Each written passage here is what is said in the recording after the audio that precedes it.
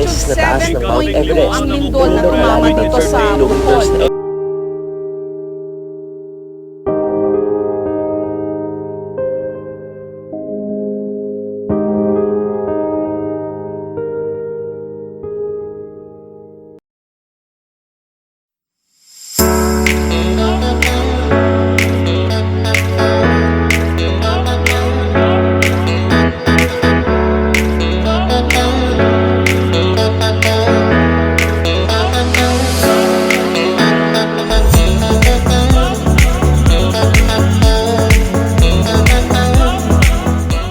And before we proceed with the Visita Iglesia with the different historical churches in Bohol, let us have a quick land tour on the different destinations here in Panglao Island.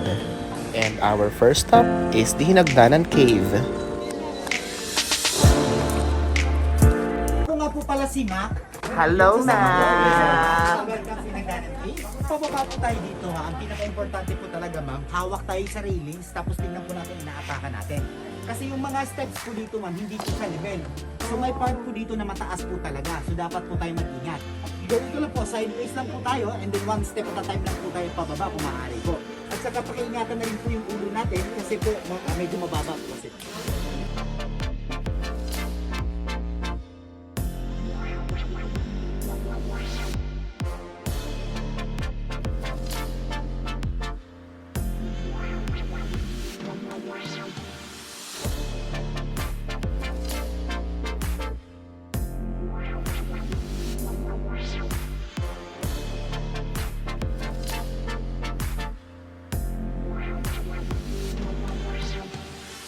The water in the Hinagdanan Cave is salty because the cave is still connected in the sea.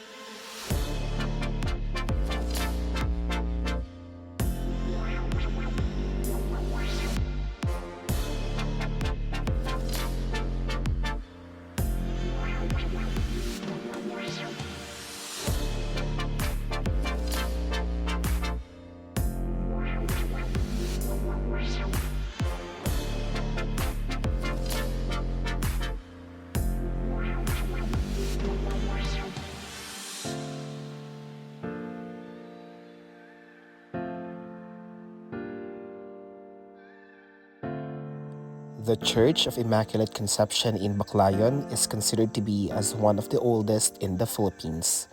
Construction began in 1717, where some 200 native forced laborers cut and drug coral blocks from the sea, using only bamboos in moving and lifting the stones into position.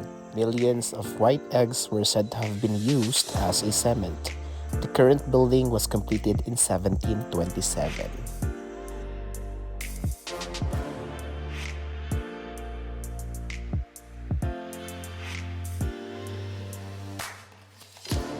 The St. Augustine Church of Panglao, Bohol is located on the southwestern side of Panglao Island. The church is noteworthy because of its twin antique confessionals carved with grape and dove patterns. The church is also known for its ceiling murals depicting the sacramentals. Above the main altar is a hexagonal dome, its ceiling filled with mural of Holy Trinity surrounding the 8 divisions of angles.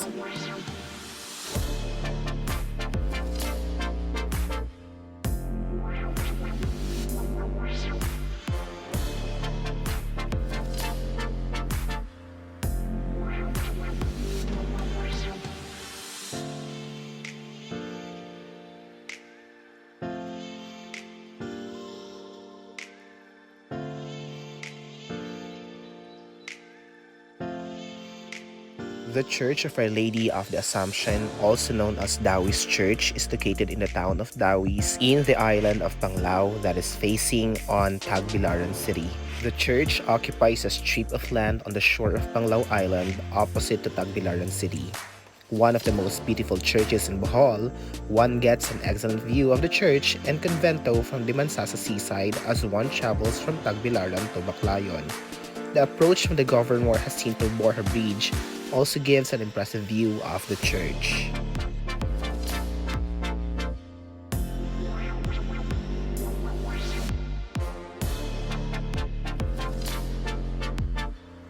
The Church of San Pedro in Lobuchal is the second oldest church in Bohol. It was originally built in 1602 but soon reduced to ashes. In 1638, a stronger one was built. It is located near the river and has survived a number of floods. And that ends our 4 days and 3 nights adventure in Bohol. Maraming salamat sa inyong pagsama. And I'll see you in 100 Islands in Pangasinan for our next travel LMS here at LMS Vlog.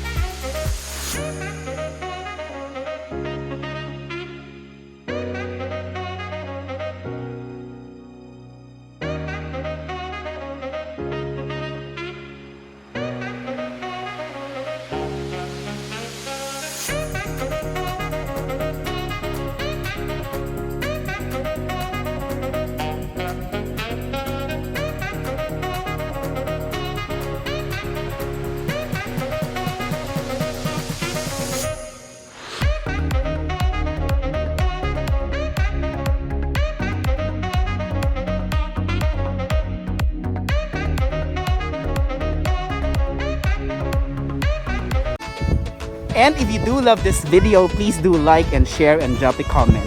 At kung bago ka sa channel natin ito, huwag kalimutang mag-subscribe at hampasin ang notification bell para ikaw ay parating updated sa ating mga newly uploaded videos. Thank you guys for watching!